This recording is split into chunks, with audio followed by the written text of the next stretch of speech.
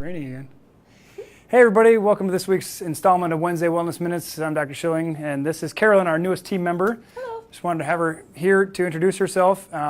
She's really excited she's doing this today for her first day, and she is super excited to be standing up here next to me. That's all I can say. Super happy to be here. Only kidding, right? She's happy to be here, but she's not excited to stand here.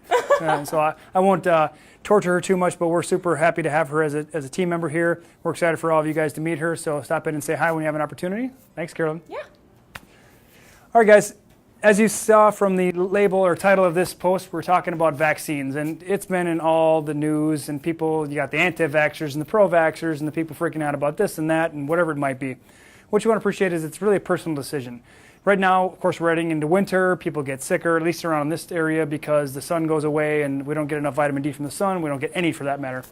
Just remember, from September 9th to April 2nd, you don't get any vitamin D from the sun. So if you are exposed to the sun, you're getting only the rays that might burn you, but not going to give you vitamin D. So keep that in mind.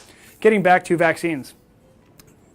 By the way, vitamin D is probably your best alternative to a vaccine. So just keep that in mind. Great to boost your immune system, great to boost your brain, everything. Okay? So just keep that in mind.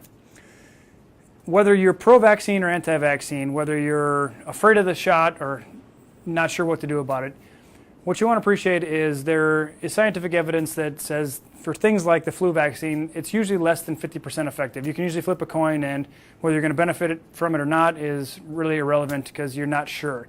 And you usually need enough people around you to have been vaccinated. That's why they promote it so much. And speaking of that, it was prophetic that today I got a robocall on my cell phone from a doctor at Health Partners, because that's who services our healthcare here at the clinic. We, of course, are forced into it.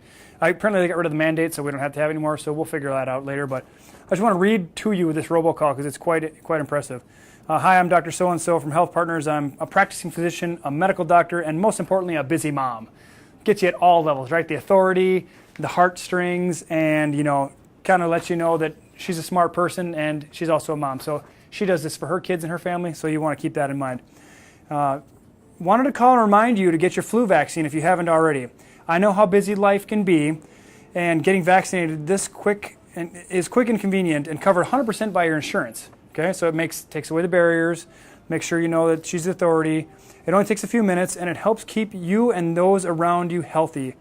If your Health Partners number's on the back of your card, call for your coverage. Make sure you have it so you can go to Minute Clinic or CVS or Walgreens, wherever you want to go. And then she says, and thanks for taking care of your health. All right? So if that's not a great campaign there, I don't know what is. We should start sending out robocalls. Remember to take your vitamins, all right? Because then you won't need a vaccine because you'll be healthy enough to not need one. So if we don't need to get into big theories about numbers needed to treat, which means you have to have 100 people around you vaccinated in order to benefit from the vaccine. We don't want to talk necessarily about how young children and elderly don't benefit from the vaccine. We don't really want to talk about how they only take several strains because they think those are going to be the most prevalent.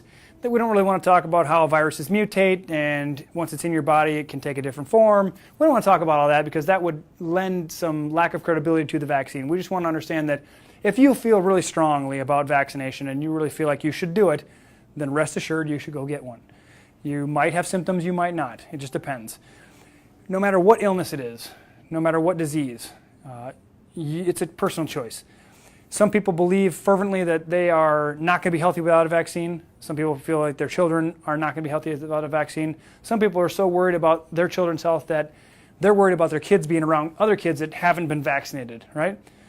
So just take a step back for a second and appreciate that who's going to be better prepared for fending illness if the theory is correct? Someone who has been vaccinated or not vaccinated? Should a child be really worried about being around another child who hasn't been vaccinated if they have been vaccinated?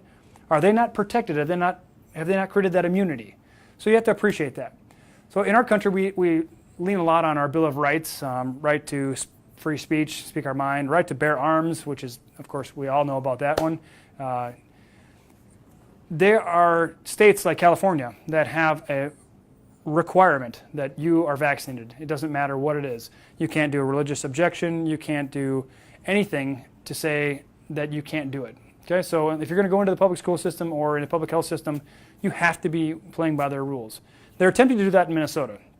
So understand that if you like people infringing upon your rights and deciding that they know better for your child or for you than they do, keep that in mind, because that's going on in the legislature in Minnesota right now. So it doesn't extend just to the vaccine for the flu. That's almost usually only mandated by healthcare professionals because they have to be in an environment and they think that people are going to be safer with a vaccine. I say just stay away from medical environments because they're the petri dishes, they're the incubators for all diseases, because you get these super sterile environments and these super bugs in there and bam, you're going to get something super funky. So just stay away from them and stay healthy, get plenty of sleep, hydrate, eliminate conflicts from your life, make sure you're getting proper nutrition as far as support, like multivitamin, vitamin D and things like that. During flu season, get your extra silver in, get some extra zinc. These things are going to help suppress the replication of viruses, right? If you want to learn about a specific virus, whether you want to talk about shingles or Epstein-Barr or cytomegalo or herpes zoster, that which is shingles, or the list goes on and on. We can give you information about what that's related to, so you can identify if you think you might have it. There are conflicts in your life that we can pinpoint and say, squash this and your immune system is going to come back up. If you leave it unattended to, you're going to continue to have suppressed immune function. You're going to continue to have symptoms of these viruses. But just understand that vaccines are one tool that the medical community uses in order to help people stay healthy, right? As long as you're okay understanding that there are toxic tag-alongs that come in, go right ahead. Understand your risks, though. There is a National Vaccine Information Foundation, I forget the actual acronym, but if you just type into Google, ask 8 before you vaccinate, at least you're empowered, at least you're informed to understand what the potentials are, what questions to ask to make sure you're protected.